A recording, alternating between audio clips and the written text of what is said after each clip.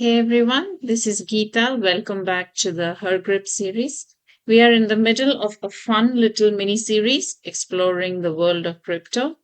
Today, we are diving into two of the biggest names you've probably heard, Bitcoin and Ethereum. What are they? Where do they come from? What do they actually do?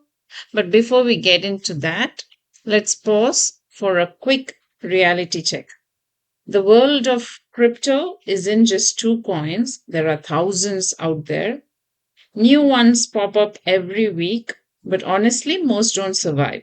It's like restaurants in your city. Flashy new openings every month, but only a handful make it past the first year.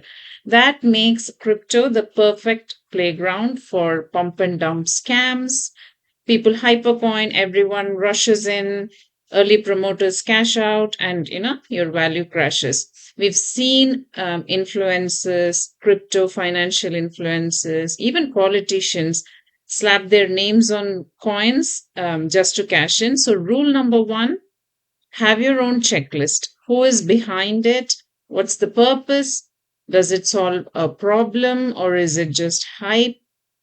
Now, having said that, two coins have stood the test of time so far.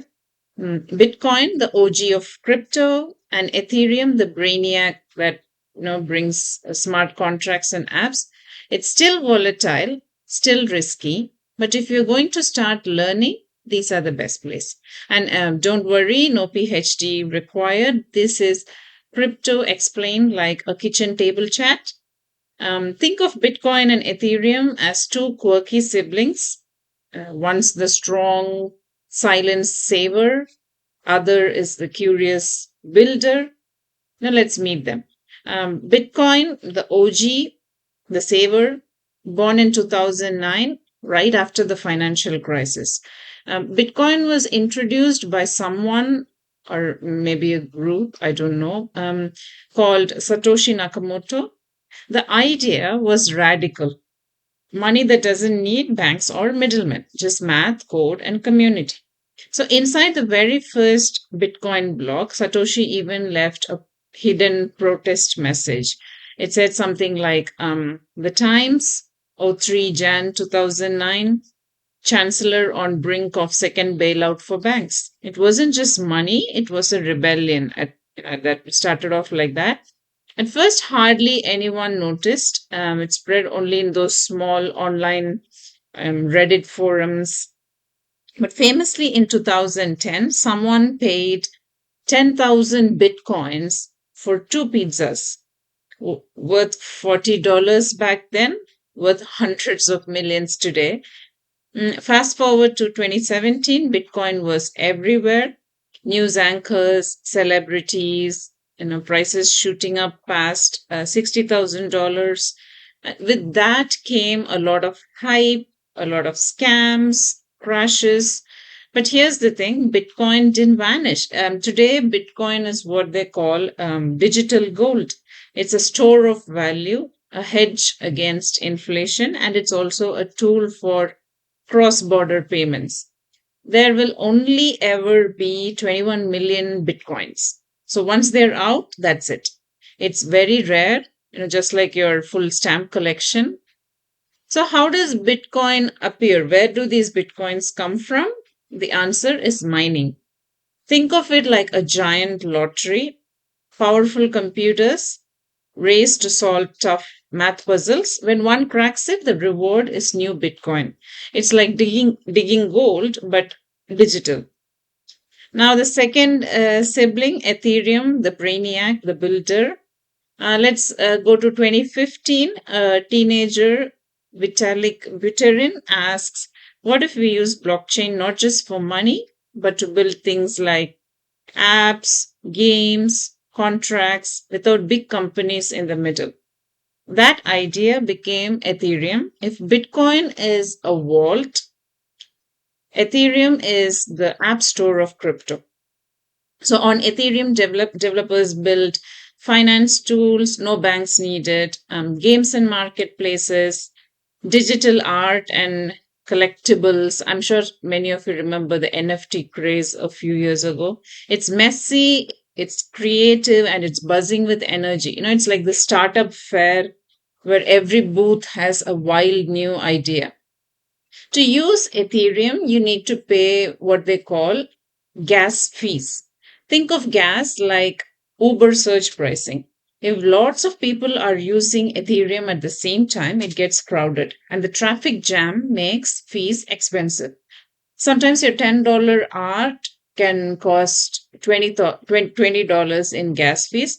But in 2022, Ethereum switched from a power hungry system to a cleaner one, making it greener, faster, and cheaper.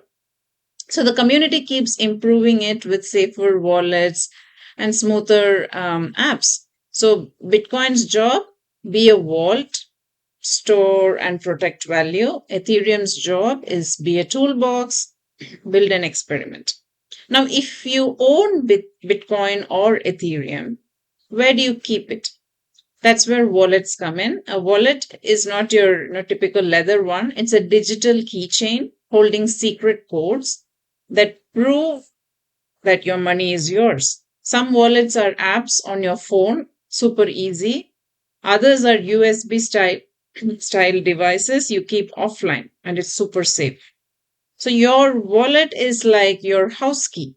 You lose it and you can't open the door. Now, why do these two matter?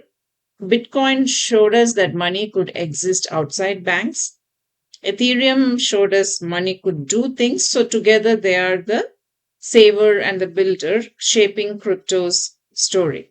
So here's the takeaway I want you to keep in mind. Think of Bitcoin as digital gold, steady, rare, and built to hold value over time. Ethereum, on the other hand, is like the app store of crypto. It's creative, flexible, and home to countless possibilities. Now, how do these systems actually run? Through something called mining, which is basically solving really tough puzzles to release new coins. And if you're on Ethereum, every time you transact or build, you pay a little gas fee. Think of it as the fuel that keeps the network moving.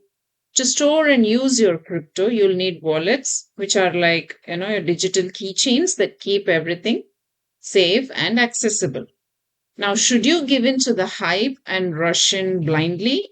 Absolutely not. But should you start learning? Definitely yes.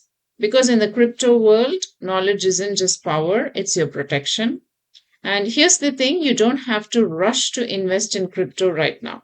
What you can do gently is start learning, because whether we like it or not, we see that the future is leaning towards blockchain and we don't want to miss out on it because the industry throws around these fancy words.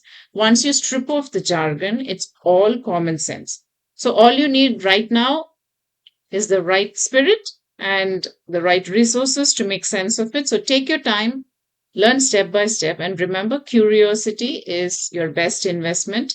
Next week, we'll wrap up our crypto mini series with a look at stable coins and a practical guide on how to get started in the crypto world. Don't want to miss it. We'll also share a full list of resources on our Substack. So click the link on the description below. You can explore it at your own pace. That's it for today's episode of the HerGrip series. Share it with a friend who thinks crypto is too complicated, because at the end of the day, it's just a story about two quirky siblings changing how we think about money and tech. Stay curious and stay kind. Thank you.